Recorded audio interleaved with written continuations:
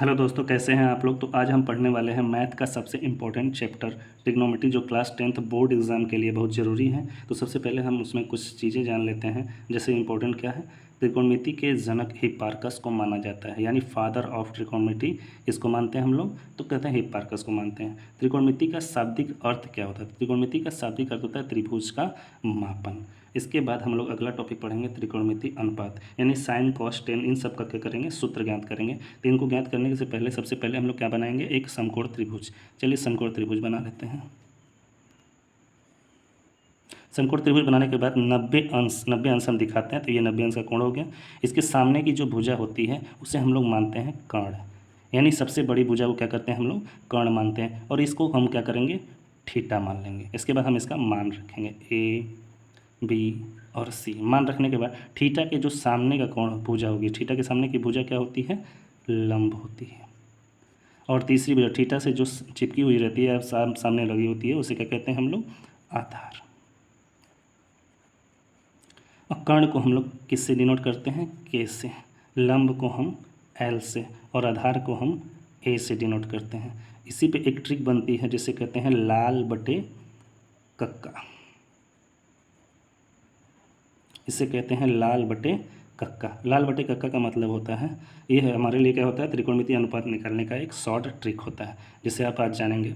L का मतलब होता है लंब, ए का मतलब होता है आधार और के का मतलब होता है कर्ण। तो सबसे पहले हम साइन कॉस और टेन को निकालने के पहले ऊपर लिख लेंगे साइन थीटा, फिर कॉस थीटा, उसके बाद हम लोग लिख लेंगे टेन थीटा। और नीचे हम इन तीनों को कोसेक थीटा, सेक थीटा और कॉट थीटा को कहाँ लिखेंगे, नीचे। कोसेक थीटा, सेक थीटा और इसके बाद आता है कॉट थीटा। साइन का उल्टा होता है कोसेक, कॉस का उल्टा होता है सेक और टेन का उल्टा होता है कॉट। तो साइन थीटा की अगर वैल्यू हमको यहाँ पे रखनी है तो साइन थीटा ऊपर से नीचे चलेगा, कॉस थीटा भी ऊपर से नीचे चलेगा और टेन थीटा भी ऊपर से नीचे चलेगा। और कोसेक थीटा नीचे से ऊपर, सेक थीटा नीचे से ऊपर और कॉट थीटा भी नीचे से ऊपर, यानी ऊपर की जितनी वैल्यू है वो ऐसे लिखेंगे। तो साइन थीटा का मान लिखने के पहले हम लोग किस तरह लिखेंगे, एल बटे के, यानी एल बाई के। साइन थीटा का मान क्या हो गया, एल बाई के।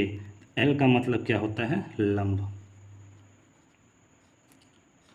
और के का मतलब होता है कर्ण। तो साइन थीटा का मान हो गया लंब बटा के कर्ण। इसी तरीके से कॉस थीटा का निकालिए। कॉस थीटा का मतलब होता है ए बाई के। कॉस थीटा का मतलब ए बाई के। ए का मतलब होता है आधार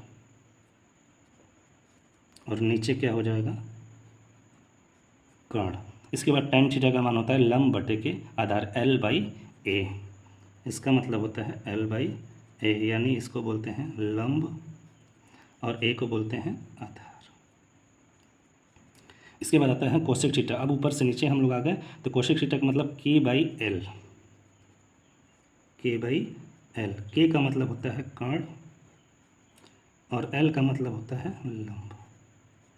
इसके बाद हम लोग सेक थीटा का मान निकालेंगे। तो कर्ण बटा के आधार के बाई ए। सेक थीटा का मतलब होता है के बाई ए, इसको बोलते हैं कर्ण बटा के आधार। अब लास्ट में हमारा बचा कॉट थीटा। कॉट थीटा का वैल्यू होता है ए बाई एल।